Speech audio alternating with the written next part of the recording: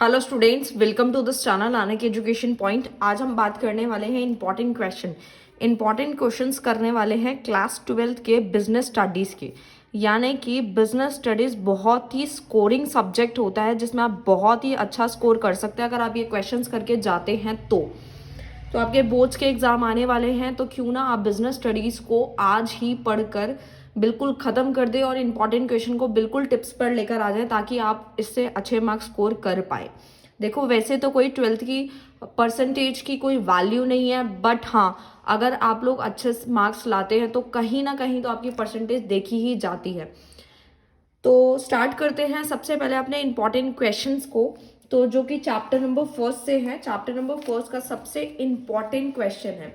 देखो, एक चीज़ आपको हमेशा ध्यान में रखनी है कि ये क्वेश्चन जो है इम्पॉर्टेंट इसीलिए है क्योंकि काफ़ी साल से ये रिपीट भी हो रहे हैं और ये मेरा खुद का एक्सपीरियंस है, कुछ मैंने रिसर्च किया है, बहुत सारी चीज़ें हैं इसके अंदर। तो आप ये क्वेश्चन को बिल्कुल भी स्किप ना करें और जो भी स्टूडेंट्स की तैयारी हो गई है वो इन क्वेश्चन को और अच्छे से प्रैक्टिस करें, इनके पॉइंट्स को टिप्स पे लाएं। और जिन स्टूडेंट्स ने बिल्कुल कुछ नहीं पढ़ा वो इन क्वेश्चन को तो ज़रूर ही कर ले, इनको स्किप ना करें। तो सबसे पहले अगर हम क्वेश्चन की बात करें तो यहाँ पे मैं साथ साथ क्वेश्चन लिखती जाऊंगी, आप लोग नोट करते जाएं। क्वेश्चन नंबर फर्स्ट है, write short note on management. Okay, management के ऊपर शॉर्ट नोट जो है लिखना है, management as a profession. Right, अब होता क्या है कि बहुत सारे बच्चे क्या करते हैं, वीडियो को बिल्कुल एंड में जाके स्क्रीनशॉट ले लेते हैं कि जो जो क्वेश्चन है ये हम रट्टा मार लेते हैं। तो देखो, मैं ऐसा बिल्कुल भी नहीं है। अगर आप वीडियो को पूरा देखेंगे तो इसका बेनिफिट आपको ये भी मिलेगा कि क्वेश्चन किस तरीके से पूछा जाएगा। अगर आप डायरेक्ट ऐसे स्क्रीनशॉट ले लेंगे, सपोज मैंने यहाँ पे सारे क्वेश्चन लिख दिया, आप स्क्रीनशॉट लेके समझेंगे तो आपको समझ ही नहीं आएगा, और जब वो क्वेश्चन घुमा के पूछा जाएगा तो आपको पता नहीं चलेगा कि इसका आंसर क्या लिखना है। तो साथ साथ मैं आपको ये भी गाइड करूंगी कि इस ऐसे क्वेश्चन किस तरीके से घुमा के पूछे जाने वाले हैं और आपको किस तरीके से आंसर को करना है। देखो, वैल्यू बेस बहुत ज़्यादा बनता है बिजनेस स्टडीज के अंदर और वही अटेम्प्ट कर सकता है जिसको पूरे चैप्टर पता होंगे, पूरे टॉपिक पता होंगे।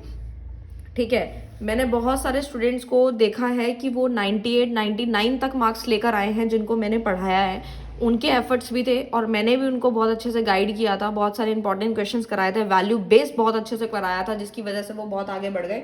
आप भी कर सकते हैं, कोई बड़ी बात नहीं है, बस आपको ये क्वेश्चन को है जो टिप्स पे लाना है। तो पहला क्वेश्चन आई होप आप समझ गए होंगे कि आपको शॉर्ट नोट लिखना है, मैनेजमेंट एज अ प्रोफेशन। तो इस क्वेश्चन को घुमा के और भी पूछा जा सकता है, जैसे प्रोफेशंस के कोई पॉइंट दे दिए और वहां पे बोल दिया गया है कि एक्सप्लेन, तो इस तरीके से भी क्वेश्चन आ सकते हैं। तो आपको पूरा टॉपिक पता होना चाहिए, यानी कि जो मैं आपको क्वेश्चंस लिखा रही हूँ उसके टॉपिक भी आपको पता होने चाहिए और क्वेश्चंस भी आपको देख लेने हैं। उसके बाद आपको जो है कोऑर्डिनेशन वाले टॉपिक को बहुत अच्छे से करना है। ठीक है, मैंने यहाँ पे लिख रही हूँ what is coordination. Right, coordination आपको बहुत अच्छे से पता होना चाहिए, उसके टॉपिक को बहुत अच्छे से करना है। कोई भी डिफाइन आप कर सकते हैं।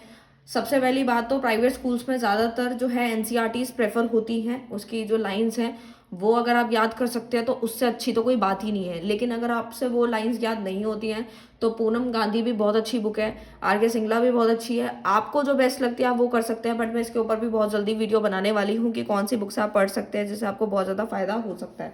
तो कोऑर्डिनेशन आप जो है अच्छे से कर लें। उसके बाद एक्सप्लेन एनी टू, आप मेरे साथ साथ लिखें, explain any 2 points of its importance in management। ठीक है, तो आप देख रहे हैं कि कभी कभी एक क्वेश्चन के अंदर दो चीजें भी पूछ लेता है, तो आपको वो भी पता होनी चाहिए। एंड क्वेश्चन नंबर 3 जो है वो टॉपिक से है मेरा, यानी कि आपको टॉप लेवल, ठीक है, मिडल लेवल हो गया और लोअर लेवल हो गया। ठीक है, ये लेवल्स बहुत अच्छे से आने चाहिए। यहाँ से आपका 1 मार्क्स का क्वेश्चन भी बन सकता है, वैल्यू बेस भी बना के पूछा जा सकता है। तो इसको आप बिल्कुल भी स्किप ना करें, बहुत ही वेरी वेरी इंपॉर्टेंट टॉपिक है, बिल्कुल स्किप नहीं करना। आपको इन चीज़ों पे पूरा पूरा फोकस देना है। ठीक है, हमारे मार्क्स क्यों नहीं आते, क्योंकि हम सोचते हैं हम कि पूरी एनसीईआरटी या पूरा सिलेबस पढ़ लें, और कभी कभी तो हम ऐसी चीज़ों पे ध्यान दे देते हैं जो ज़्यादातर एग्जामिनर पूछता ही नहीं है और वो इंपॉर्टेंट भी नहीं होती। तो आपको सबसे ज़्यादा फोकस ही उन्हीं चीज़ों पे करना है जो कि आने का चांस रखते हैं। ठीक है, उसके बाद इसी क्वेश्चन को और किस तरीके से पूछा जाएगा मैं आपको लिखकर बता रही हूँ। एट विच लेवल, मैंने बहुत सारे प्रीवियस पेपर्स हैं जो कि एनालाइज किए हैं, मेरा खुद का एक्सपीरियंस है और साथ ही साथ मैंने देखा है कि कितने सारे क्वेश्चन पूछे जा रहे हैं, सीबीएसई किस तरीके से क्वेश्चन को घुमा के पूछता है, ठीक है। तो eight which level of management, ठीक है, इस तरीके से पूछा जाएगा। द मैनेजर आर रिस्पॉन्सिबल, अब साथ साथ नोट डाउन करें, for the welfare and survival of the organisation. Okay, तो आप यहाँ पूरा लिख लीजिएगा, मैंने फटाफट लिख दिया है। यहाँ से आपकी केस स्टडी बनती है, इसी तरीके के क्वेश्चंस पूछे जाते हैं। अगर आप कोई ऐसे एरिया में रहते हैं जहाँ पे आपके पास ट्यूशन्स अवेलेबल नहीं है, आप ऑनलाइन कोचिंग तक अफोर्ड नहीं कर सकते हैं, तो आप बिल्कुल भी टेंशन मत लेना। अगर आप इस चैनल पे आ ही गए हो तो आपकी समस्या का हल 110% होगा। मैं एक एक बच्चे का एक एक कमेंट का रिप्लाई देती हूँ, चाहे वो अच्छा कमेंट करे चाहे वो बुरा कमेंट करे। मेरी हैबिट है कि मैं दोनों को रिप्लाई दूं। बहुत सारे बच्चे ऐसे भी होते हैं, ज़्यादातर मोस्टली बच्चे तो बहुत अच्छा रिस्पॉन्स करते हैं, बहुत ही ज़्यादा दिल से वो मैं उनका थैंक यू बोलना चाहती हूँ, जो इस वीडियो को देखते हैं, बहुत सारी वीडियोस को प्यार देते हैं, कमेंट करते हैं, इतना विश्वास करके थैंक यू सो मच लिखते हैं, मुझे बहुत अच्छा लगता है। लेकिन कुछ बच्चे ऐसे भी होते हैं जो लिखकर चले जाते हैं कि क्या बनाया है, काम का नहीं है। मैं उनको भी रिप्लाई देती हूँ कि अगर आपको ऐसा लगता है तो आप एक काम कीजिए, आपको जिस दिन लगे ना कि टीचर आपके लिए कुछ नहीं कर रहा, तो उस दिन से आप खुद एक टीचर बन जाइए और आपको खुद ब खुद समझ आ जाएगा कि टीचर के चैनल पे यानी कि एजुकेशन चैनल पे हम लोगों को कुछ भी नहीं मिलता, इतनी अर्निंग नहीं होती है, बट स्टिल हम आप लोगों के लिए वीडियो बनाते हैं टाइम निकाल कर। हमें टाइम नहीं होता स्टिल फिर भी हम बनाते हैं, लेकिन हम कभी ये चीज़ जाहिर नहीं करते, लेकिन बच्चे उस चीज़ को मजबूर कर देते हैं कि हम उस चीज़ के लिए वीडियो में बोलें। तो मैं हर बच्चे को नहीं कह रही, बट उन स्टूडेंट्स को बोलना चाहूँगी कि जिनको लगता है कि टीचर सच में कुछ नहीं करते, फालतू की वीडियो बनाते हैं, ये तो आता ही है हमें, ऐसे ऐसे करके कमेंट लिखते हैं, तो वो प्लीज़ ऐसे कमेंट ना करें। जैसा उनको लगता है ना, तो आप उसी दिन से वीडियो बनाकर देखना और खुद पता चलेगा कि आपको कितनी मेहनत लगती है और कितनी ज़्यादा हम लोग आप लोगों के लिए एफर्ट्स डालते हैं। तो आई होप आपको ये वाला तो टॉपिक क्लियर हो गया होगा, साथ साथ मैं आप लोगों को समझा भी रही हूँ, ये क्वेश्चन आपको समझ आया होगा। उसके बाद जो है यहाँ पे इस तरीके के क्वेश्चंस है। उसके बाद जो है क्वेश्चन नंबर 4 आप नोट कीजिए, फीचर्स ऑफ मैनेजमेंट, ठीक है। इसमें आपको मैं एक आई होप आपको ये पॉइंट क्लियर होता होगा कि फीचर ऑफ मैनेजमेंट में कोई भी दे दिया जाएगा और पूछा जाएगा, और साथ ही साथ आपका केस स्टडी भी बना के पूछा जा सकता है। तो केस स्टडी से आप घबराओ मत, मैं इसके ऊपर एक अलग से वीडियो बनाऊंगी कि केस स्टडी को जल्दी से जल्दी कैसे सॉल्व किया जाता है और उसमें मार्क्स कैसे लिए जाते हैं। बस ये लगता है आपको डिफिकल्ट है क्योंकि इसमें क्वेश्चंस बहुत बड़े होते हैं, बट मैं आपको अलग से वीडियो बना के समझा दूंगी कि किस तरीके से आपको जो है करना है। नेक्स्ट उसके बाद हम लोग आ जाते हैं चैप्टर नंबर 2 की तरफ। चैप्टर नंबर 2 में हमारा क्या इंपॉर्टेंट है वो हम लोग देख लेते हैं, ठीक है। तो सबसे पहले चैप्टर नंबर 2 की अगर हम लोग बात करें तो प्रिंसिपल ऑफ मैनेजमेंट है, जिसके अंदर हमारा सबसे पहला और इम्पॉर्टेंट क्वेश्चन है वो ये है हमारा, explain the principle of management given by fuel with example. देखो 14 प्रिंसिपल्स जो हैं हम लोगों के वो आपको सारे ही करने हैं, ठीक है, लेकिन उसमें से कुछ जो ज़्यादा ही इंपॉर्टेंट है वो मैं आपको बताना चाहूँगी। यहाँ पे आप लिख सकते हैं प्रिंसिपल, सारे ही पढ़ के जाने हैं क्योंकि एग्जामिनर का कभी कभी पता नहीं होता कि वो ऐसे क्वेश्चन भी डाल देता है जो कि थोड़े बहुत इंपॉर्टेंट ना भी हों। तो हम लोग सब कुछ लेके चलेंगे क्योंकि अगर हमारे को 99 स्कोर करना है तो हमें सब कुछ लेके चलना पड़ता है। लेकिन प्रिंसिपल ऑफ मैनेजमेंट अगर आप ज़्यादा नहीं पढ़ पा रहे हैं तो आप यूनिटी ऑफ डायरेक्शन, ठीक है, यूनिटी ऑफ डायरेक्शन मैंने पूरी प्लेलिस्ट तैयार कर रखी है क्लास 12 की बिजनेस स्टडीज़ की, जिसमें आपको शॉर्ट में मतलब 10-12 मिनट के अंदर पूरा चैप्टर समझा रखा है। बैक बेंचर्स के लिए वो वीडियो बहुत काम का है। अगर आप चाहते हैं, आपके पास टाइम नहीं होता, अकाउंट्स भी आप लोग पढ़ते हैं, मैथ्स पढ़ते हैं, आपके पास टाइम नहीं रहता, तो आप जो है रिवीजन कर सकते हैं और ये इंपॉर्टेंट क्वेश्चन करके जाएं, आपका काम डेफिनेटली हो जाएगा। उसके बाद है इक्विटी, ठीक है, इक्विटी बहुत अच्छे से करके जाना है आप लोगों को, ये बहुत इंपॉर्टेंट पॉइंट है, राइट।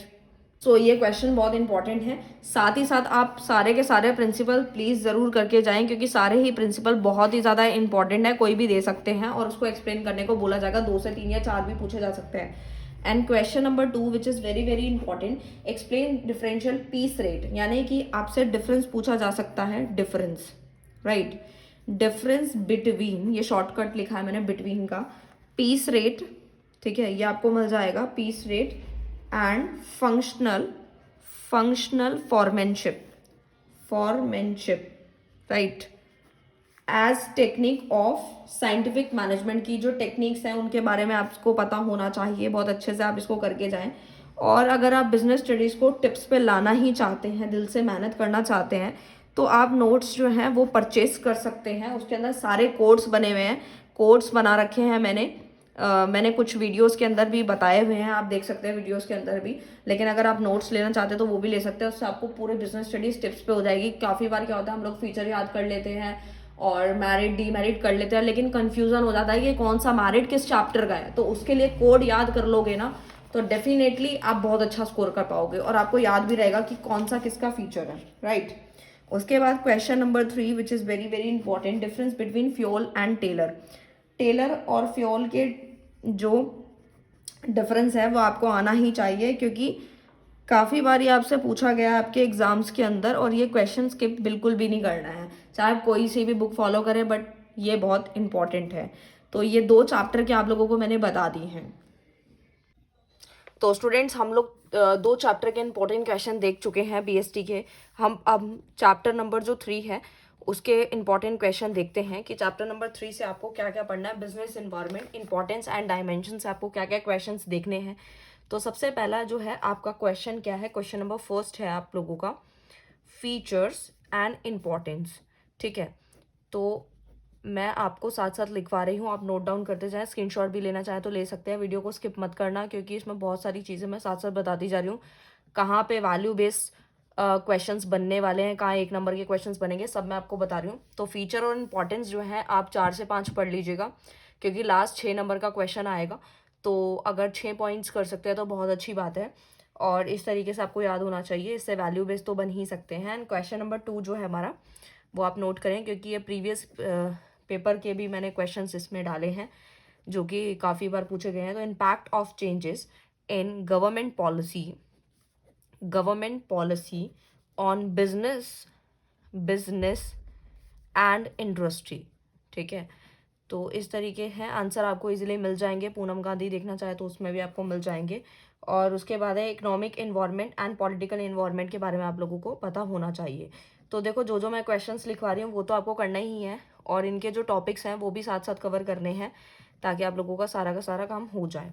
उसके बाद है पॉलिटिकल इन्वायरमेंट, तो ये टॉपिक तो आपको करने ही पड़ेंगे, तभी आपका काम हो जाएगा, ठीक है। तो चैप्टर नंबर 3 से आपको ये इंपॉर्टेंट क्वेश्चंस हैं।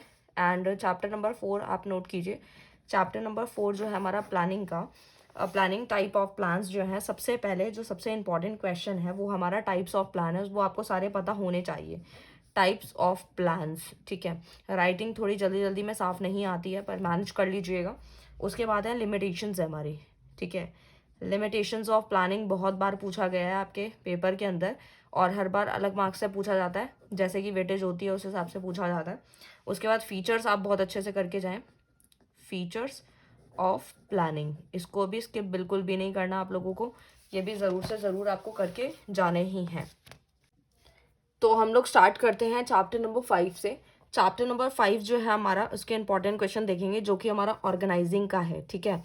तो क्वेश्चन नंबर फर्स्ट अगर हम देखें तो उसमें आता है डिफरेंस। तो आपको डिफरेंस बहुत ज़्यादा इंपॉर्टेंट होते हैं, मैं हमेशा 11th क्लास से आप लोगों को बोलती आ रही हूँ। जिन स्टूडेंट ने वीडियो देखी है, जिन्होंने नहीं देखी है, उनको मैं बता रही हूँ डिफरेंस बहुत इंपॉर्टेंट होते हैं, क्योंकि इसमें मेन टू मेन लाइन्स आपको मिल जाती है। Difference between functional structure and divisional structure, इसको आपको बहुत अच्छे से करके जाना है, ठीक है। आराम से 6 पॉइंट्स आप तैयार कर लीजिएगा। क्वेश्चन नंबर 2 है आप लोगों का जो कि डेलीगेशन है, डेलीगेशन ऑफ अथॉरिटी वाले टॉपिक को बहुत अच्छे से प्रिपेयर करना है, ठीक है। इस बार आपको ये टॉपिक जो पढ़ने हैं उसको समझ के पढ़ना है, रट्टा नहीं लगाना है, क्योंकि वैल्यू बेस बनेगा तो भी आपका यहीं से कवर हो जाएगा। उसके बाद यहाँ पे जो 3 एलिमेंट्स भी इसके पूछे गए हैं, 3 एलिमेंट्स वाला जो टॉपिक है, elements of delegation of authority, ठीक है। तो 3 elements of delegation of authority को भी आपको अच्छे से कर लेना है। क्वेश्चन नंबर 3 जो है आपका, डेलीगेशन ऑफ अथॉरिटी जो है आपका बेसिकली, यानी कि किस में डिफरेंस सबसे ज़्यादा पूछा जा रहा है, तो डिफरेंस बिटवीन डेलीगेशन जो है, डेलीगेशन ऑफ अथॉरिटी के साथ में आपको डिसेंट्रलाइजेशन जो है, डिसेंट्रलाइजेशन का डिफरेंस आप लोगों को बहुत अच्छे से आना चाहिए, इसको भी स्किप ना करें। एंड क्वेश्चन नंबर 4 जो आपका सबसे इंपॉर्टेंट है, देखो प्रोसेस तो आप लोगों को पता है कि ये भी आपको आने ही चाहिए, ठीक है, ये भी आप स्किप ना करें। उसके बाद आते हैं हम लोग चैप्टर नंबर 6 की तरफ। चैप्टर नंबर 6, ठीक है, इसके क्वेश्चन नोट डाउन करें। क्वेश्चन नंबर फर्स्ट है हमारा, what is meant by selection. तो देखो मैं आपको एक चीज़ क्लियर कर दूं, यहाँ पे क्वेश्चन वही रहेंगे लेकिन उनको थोड़ा सा घुमा के पूछा जाएगा। जैसे सिलेक्शन के ऊपर नोट लिखे, what is mean by selection हो गया, ठीक है, इस तरीके से वो मीनिंग चीज़ वही होती है लेकिन वो घुमा करके पूछ लेंगे, तो कंफ्यूज नहीं होना, चीज़ वही है। Explain any 5 steps involved in the process of selection of employees, कि जैसे ही सिलेक्शन होता है एम्प्लॉय का तो उसमें कौन कौन से स्टेप जो हैं वो इन्वॉल्व होते हैं। तो ये आपको बहुत इंपॉर्टेंट क्वेश्चन है, ठीक है, तो ये भी आपको आना चाहिए। उसके बाद के क्वेश्चन आप नोट कीजिए, जो कि आपका क्वेश्चन नंबर 2 है। क्वेश्चन नंबर 2 जो है आपको टॉपिक जो कवर करना है वो है recruitment and selection of employees, ठीक है। तो इस टॉपिक को भी अच्छे से कर लेना है in the process of staffing. देखो मैं आपको एक चीज़ क्लियर कर देती हूँ, रिक्रूटमेंट और सिलेक्शन ऑफ एम्प्लॉयज़ वाले को टॉपिक को अच्छे से करना है in the process of staffing, ठीक है, यानी स्टाफिंग के अंदर जो ये वाला टॉपिक है ये अच्छे से करके जाना है। उसके बाद के क्वेश्चन आप लोग नोट कीजिए। क्वेश्चन नंबर 3 जो सबसे ज़्यादा इंपॉर्टेंट है, वेरी वेरी इंपॉर्टेंट, लिख लें इसके ऊपर, मेथड्स ऑफ ट्रेनिंग, ठीक है। मैं जल्दी जल्दी करवा रही हूँ, जल्दी जल्दी क्वेश्चन नोट कर रही हूँ ताकि आप लोगों को वीडियो लंबा ना लगे, क्योंकि मैं एक ही वीडियो में बना रही हूँ ताकि आपको अलग अलग पार्ट भी ना देखना पड़े। तो ऑन दी जॉब जो है, ऑन दी जॉब और ऑफ दी जॉब को दोनों को ही आपको अच्छे से करना है, दोनों को ही, ठीक है, मेथड्स में दोनों को करना है। उसके बाद क्वेश्चन नंबर 4 है जो आपका केस स्टडी, जहाँ से बहुत बार केस स्टडी पूछा गया है, वो है वेस्टिब्यूल स्कूल से, ठीक है। अगर आपको ये टॉपिक अच्छे से आता है तो ठीक है, नहीं आता तो आप प्लेलिस्ट में इसकी वीडियो मिल जाएगी, वहाँ से जाके आप देख लेना, इजीली मिल जाएगा। क्वेश्चन नंबर 5 आप नोट करें, डिफरेंस। आप सोचेंगे फिर से डिफरेंस आ गया, बट डिफरेंस है ही इतने इंपॉर्टेंट, मैं इसको कट नहीं कर सकती हूँ। ट्रेनिंग और डेवलपमेंट के आपको पता होने चाहिए डिफरेंस, ठीक है।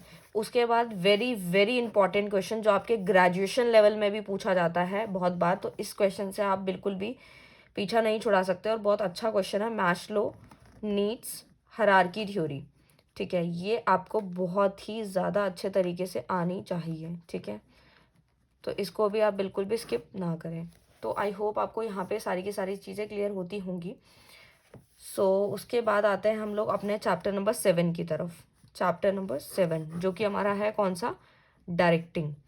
तो डायरेक्टिंग में देखते हैं क्वेश्चन नंबर फर्स्ट आप नोट करें, मोटिवेशन वाला जो टॉपिक है ना उसको बहुत अच्छे से कर लेना क्योंकि बहुत इंपॉर्टेंट है, और उसके साथ ही साथ एलिमेंट्स ऑफ डायरेक्शन, ठीक है, ये अच्छे से कर लेना है। And question number 2 which is very very important, barriers in communications, तो ये भी आपको आना चाहिए, इसमें भी आप बिल्कुल भी स्किप ना करें। राइटिंग थोड़ी सी आप लोगों को पता है जल्दी में कैसे आती हैं, तो मैनेज कर लीजिएगा। उसके बाद question number 3 which is very important, types of leadership के कितने टाइप्स हैं वो आपको पता होने चाहिए, ठीक है। एंड क्वेश्चन नंबर 4 जो है वो आपका है इनफॉर्मल कम्युनिकेशन और फॉर्मल, दोनों को ही आपको डिफरेंस के तौर पे जो है इसको कर लेना है, इसको स्किप मत करना। आई होप आपको क्लियर है। उसके बाद आते हैं हम चैप्टर नंबर 8 की तरफ, ठीक है, चैप्टर नंबर 8 जो कि हमारा कंट्रोलिंग है। उसका सबसे पहला क्वेश्चन जो है वो ये है, प्लानिंग और कंट्रोलिंग के बीच में के क्या रिलेशन है, ठीक है, तो इनका जो रिलेशन है वो आपको पता होना चाहिए। And question number 2 which is very important, process of controlling अच्छे से कर लेना है। क्वेश्चन नंबर 3 आपकी इंपॉर्टेंस ऑफ कंट्रोलिंग, तो यहाँ पे आप लिख लीजिए इंपॉर्टेंस, बाकी सब कुछ नीचे सेम है इसलिए मैंने यहाँ पे लिख दिया।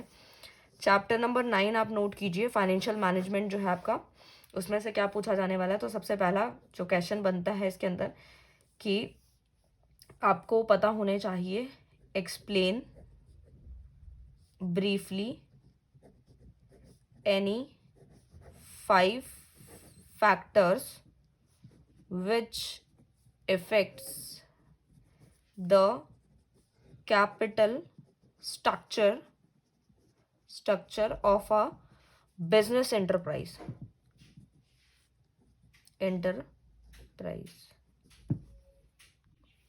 सो क्वेश्चन नंबर 2 आप नोट कीजिए, इन्वेस्टमेंट डिसीजंस। ठीक है, इन्वेस्टमेंट डिसीजन, ये चैप्टर आप लोगों को बहुत सारे बच्चे इसको स्किप कर देते हैं, बट स्किप मत करना, बहुत इंपॉर्टेंट चैप्टर है ये, काफ़ी काम का है। और नहीं समझ में आया तो 2 से 3 बार वीडियो देख सकते हैं, शॉर्ट में समझ आ जाएगा। उसके बाद क्वेश्चन नंबर 3 जो है हम लोगों के, आपको ये क्वेश्चन है explain briefly the factors determining the amount of fixed capital। ठीक है, ये क्वेश्चन है। एंड क्वेश्चन नंबर 4 जो है हमारा फाइनेंशियल प्लानिंग है, फाइनेंशियल प्लानिंग। ठीक है, तो ये आपको अच्छे से करना है। Financial planning does not serve any useful purpose. ठीक है, इस तरीके से क्वेश्चन पूछे गए थे, जो बीच बीच में मैंने क्वेश्चन भी डाले हैं ताकि आप लोगों को पता रहे कि किस तरीके से क्वेश्चन पूछे जाने वाले हैं। उसके बाद हमारा आता है चैप्टर नंबर 10।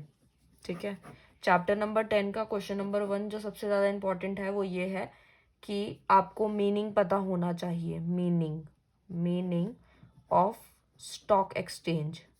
ठीक है, स्टॉक एक्सचेंज। ठीक है, उसके बाद आता है state any 4 functions of stock exchange. ठीक है, उसके बाद हमारा क्वेश्चन आता है क्वेश्चन नंबर 2, हमें फंक्शंस पता होने चाहिए, फंक्शंस ऑफ सेबी। ठीक है, very very important question, mark कीजिए। क्वेश्चन नंबर 3 जो है हमारा फंक्शंस ऑफ स्टॉक एक्सचेंज। उसके बाद हम अगला क्वेश्चन नोट करेंगे। क्वेश्चन नंबर जो हमारा 4 रहेगा वो है difference between money market and capital market. ठीक है, ये क्वेश्चन है। एंड क्वेश्चन नंबर 5 जो है वो हमारा फिर से डिफरेंस बिटवीन, यहाँ पे आ जाएगा primary market and secondary market. ठीक है, ये क्वेश्चन भी बहुत इंपॉर्टेंट है। क्वेश्चन नंबर 6 जो है वो हमारा ये है कि मनी मार्केट का मीनिंग आपको पता होना चाहिए, और 4 मनी मार्केट के इंस्ट्रूमेंट्स, ये आपको पता होने चाहिए, ये क्वेश्चन। उसके बाद आता है चैप्टर नंबर 11 पे। अब देखते हैं चैप्टर नंबर 11 का क्वेश्चन नंबर 1, वो ये है कि आपको ये पता होना चाहिए कि प्रोडक्ट कॉन्सेप्ट के बारे में अच्छे से ऑफ मार्केटिंग।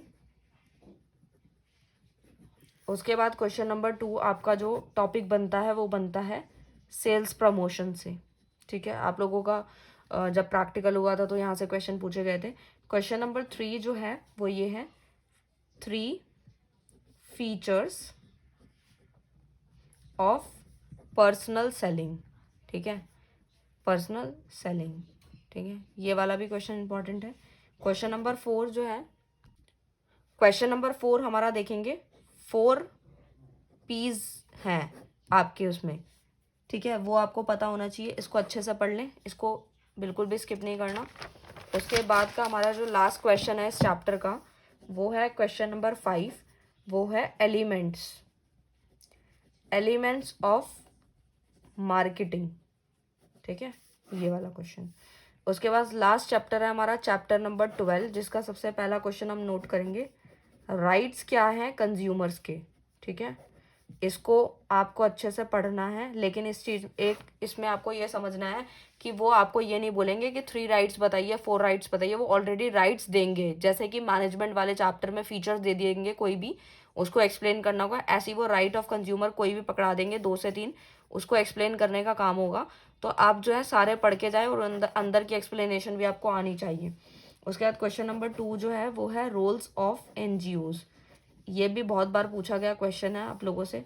उसके बाद थर्ड क्वेश्चन जो है वो 6 रिस्पॉन्सिबिलिटीज़ जो